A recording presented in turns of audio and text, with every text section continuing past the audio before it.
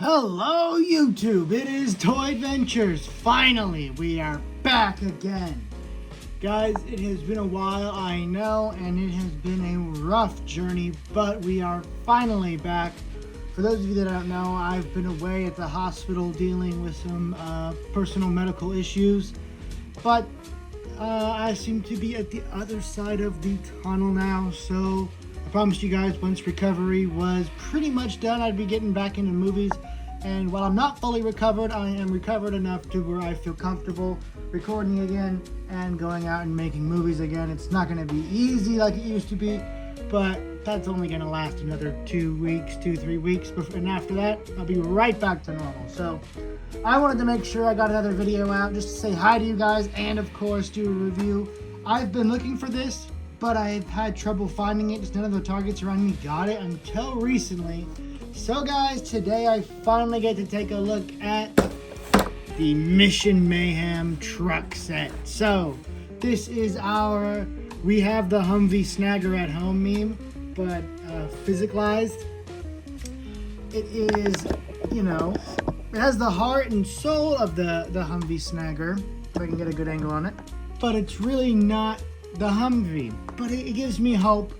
And it shows us that they know what the Humvee is. They didn't just magically forget it exists, and they're trying to get us something similar. Maybe they're having licensing issues with the actual Humvee company, and that's why they can't exactly bring us the Humvee yet. Who knows? Maybe they're still doing it, but it does show us that they know that we want some type of vehicle that has a similar function. But instead, here we have more of an armored, modern type of armored vehicle with a lot of really cool details. It is a cool looking vehicle, but I have some nitpicks. I have some nitpicks with the overall set that I'll go ahead and go over right now.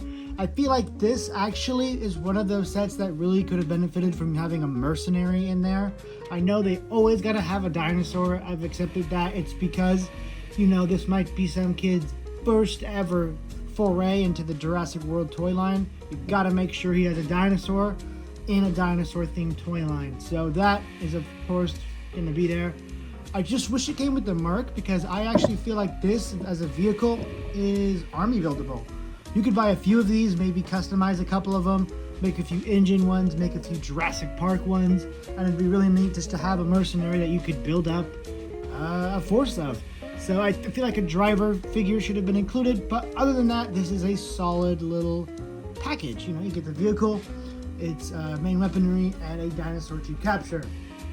If this is based on a real vehicle, I do not know what it is supposed to be based on. I'm assuming actually that it's just a fictional, made-up vehicle for the Jurassic World toy line universe, but it does look really nice. We'll take a better look at it once it's out of the box. Taking a look at the box here, it is standard for this new Epic Evolution line, and with the leaks I've been seeing, I'm not so big of a fan of this Epic Evolution toy line. I mean, this right here as its own standalone product seems to be really, really, really nice, but the dinosaur-wise that we've been getting from Epic Evolution, not impressed. Let's take a look here at the back, see what we got. So, as you can see, it has a gimmick to where if you hit a special little button on the side of the vehicle, it will flip over very dramatically. And like the Jurassic Park 3 Net Trapper, you can have the top of the vehicle removed either via dino damage or just to put a human figure in there. Right there, they diagram it with the Dino Trackers mercenary that you got with the Dino Trackers Jeep. I don't know why they didn't just repack him here.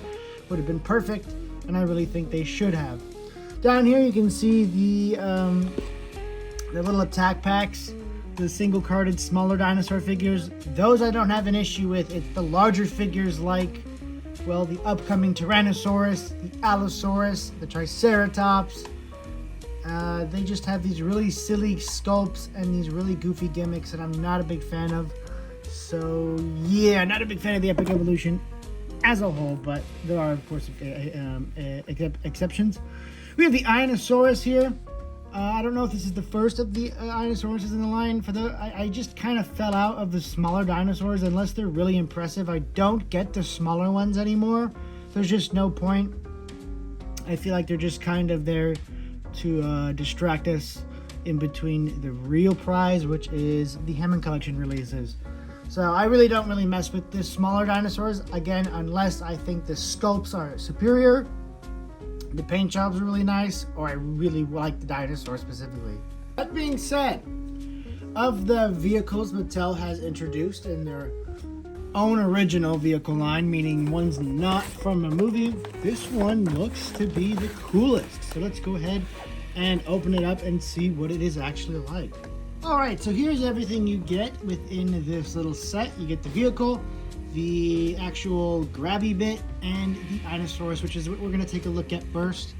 This gives me really big Dino Valley vibes. I don't know if a lot of you might be a little young to remember Dino Valley. I know they still make toys, but I'm talking the old 2005, 2006, 2007 Dino Valley, and those old Animal Planet toys you could find at Toys R Us.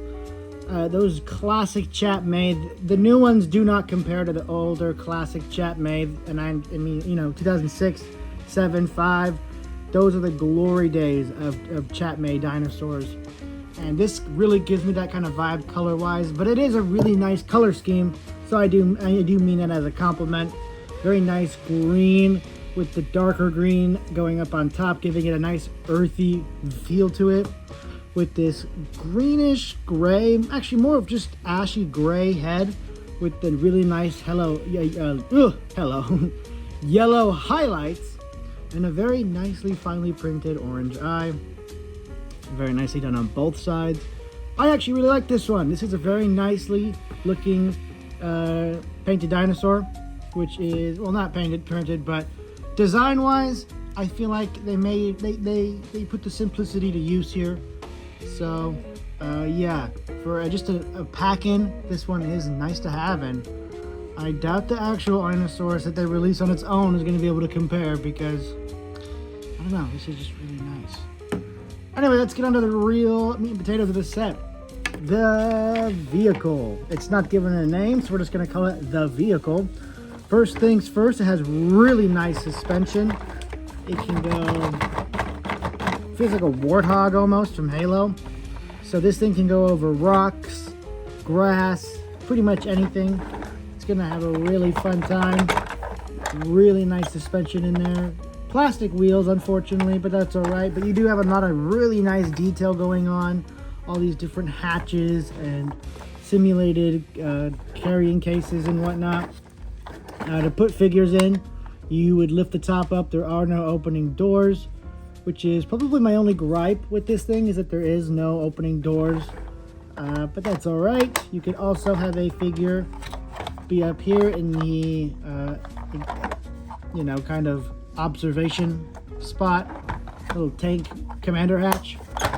So that's really cool. I really like that they have that. That adds a lot of extra value to this set that, you know, aside from just dinosaur fans, G.I. Joe fans and 1/118 scale Army fans in general are going to really get a kick out of this, because it's an armored vehicle. It has a battle damage gimmick, and it has a commander's hatch, so they could really, you know, let their creativity go wild, make this a Cobra vehicle, make this a G.I. Joe vehicle, or whatnot.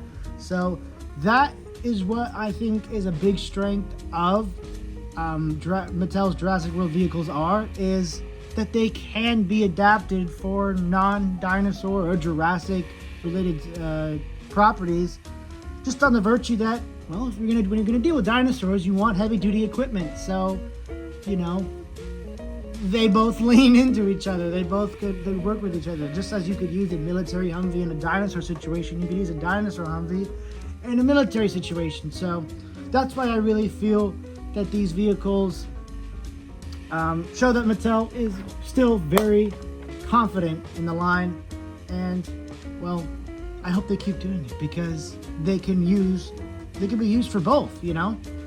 If I want to repaint this for G.I. Joe, like I said, I can. And so I like the more vague military-esque vehicles. But the Humvee Snagger, that is something that is intrinsically Jurassic Park, unless they do like what they did with this, where you have a removable bit. And now that leads us into this one. This little grabby bit. I'm not entirely sure if this has a gimmick. It seems to be spring done. So you plug it in here. Yeah, it doesn't seem like there's any gimmick that like locks it into place or anything. It just kind of always wants to snap shut, which is interesting. I thought there would be like a gimmick where you press it in the center and it would lock around. So no, you just have the dinosaur in there. You manually pry it open, and then it captures it. And then what? Does it lift it up, or do other people? I guess other people come in, trank the dinosaur. It just holds it still. So kind of boring, especially compared to the old toy where it could lift the dinosaur up. But it's still cool. It's still cool at the end of the day that they are referencing the Humvee Snagger. Maybe this is just our little appetizer before the full meal. I'm hoping that is what it is, instead of just a sorry excuse for the fact that they couldn't get the licensing agreement through, and that we will never be seeing a true Mattel Humvee Snagger. I really hope that we're not in the bad ending, but for its own, let's just take the Humvee Snagger out of the situation. It is a cool vehicle on its own. Points going towards it. It has a really nice design. Like I said, it can be used not just for Jurassic excursions, but also for military customization as well. So that is also very nice. Seeing as it has a nice wide top, the smallness of Mattel figures will not get in the way of you putting Marauders, or Toy, or larger 1/118 scale figures in there. So that's a big old plus. Now let's get on to its other gimmick, its attackable feature. Whoa! That was flying. So yeah, there's this big old damage section right here on the side of the car. And when you press this button in, this little flap comes slamming down at the bottom really hard, as you can see. Come on. Doesn't want to. I was gonna try and injure myself here. There we go. Now it doesn't hit that hard, but just hard enough to where it flips the whole car. So it is supposed to be like the Triceratops comes in and rams it and it flips on its side. A crazy idea here. Ramming a Triceratops toy into a toy car is already going to flip the toy car. You do not need an action gimmick to mimic, gravity and inertia. You don't need a gimmick to do that. It'll happen naturally. So if I took this little Dinosaurus and gave it the strength of God and rammed it as hard as I damn could into this thing, it's gonna flip over already. I don't need to hit it at a moderate strength. I guess you do gotta kind of hit it pretty hard, but like the little dude just knocked over that whole car, sending it on it. I mean, it's cool for like play, but I could think of cooler gimmicks, maybe more of a destruction themed gimmick rather than it getting flipped over. Not that it's not super pointless, but I don't know. I feel like that gimmick power should have gone more into the capture aspect of this vehicle and just have the top come off as like a dino damage gimmick, or put the figures in their gimmick, kind of hitting two birds with one stone there. But gimmick wise, I feel like they should have taken it out of it being able to be flipped, because you could do that already, and put it into a more functionable capture gimmick. I don't know, maybe maybe this thing has some kind of trigger mechanism that makes it trigger on the dinosaur and it captures it, or it lifts it up, or whatever. I just feel like the whole rolling on its side gimmick is a little lame. Anyway, guys, that's going to be pretty much it for the review. I still find this to be a valuable set. While a little undercooked, I feel like once it hits sale, I'll be buying up a couple of these, especially when it hits nice clearance, or, Lord hopes it hits Ross for pennies on the dollar and I can get a bunch of them and repaint them, because I would love to make a few customs of these, just because it is a really cool vehicle design on its own. So I'm going to go ahead and give this whole set about, I'm going to be generous, I'm going to give it an 8 out of 10. There are some gimmicks about it that as a set I would prefer. Like I would prefer to be a mercenary included. I know that would up the cost, but I think this is already kind of a massable set, and they're not going to give us a mercenary on their own. They've already shown that time and time again. They won't just sell a mercenary figure single carded, so include them with as many vehicles as you possibly can. That's my excuse. Doesn't need to just be with the Dino Tracker set. Hell, they advertised it on the back of the box with the Dino Tracker's mercenary. Just put them in the set, okay? We'll pay the extra $5 just to get an extra human. So that's my main gripe with this. The Dinosaurus, kind of a forgettable dinosaur, but they got to put a dinosaur in there, and why not, you know? I can't really think of a dinosaur that I'd be clawing at the bit to have packed in as an extra, so why not him? Gripes with the vehicle itself, really just its action gimmick kind of being misplaced, but it's a solid toy, really great quality, and I feel like kids are going to have a lot of fun with this one, so that's what really matters. Anyway, guys, that's been my review for the Mission Mayhem truck set. Thank you all so much for watching. Thank you all so much for the well wishes and all your support during these tough times. For those of you that didn't know, I had to be in the hospital for, a few days.